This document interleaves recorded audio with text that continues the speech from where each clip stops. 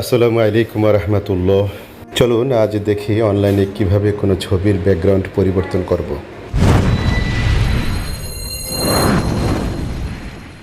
ছবির ব্যাকগ্রাউন্ড পরিবর্তন করার জন্য অনলাইনে অনেক ধরনের ওয়েবসাইট রয়েছে, যেমন remove.bg, slayer.com সহ আরও অনেক ওয়েবসাইট। প্রথমে যে কোনো একটি ব্রাউজার যেমন গুগল ক্রোমে ঢুকব, অ্যাড্রেস বার বা সার্চে লিখব slayer.com। ওয়েবসাইটটিতে ঢোকার পরই প্রথমে আমরা আপলোড ইমেজে ট্যাপ করে যে ছবির ব্যাকগ্রাউন্ড পরিবর্তন করতে চাই সেই ছবিটি সিলেক্ট করব।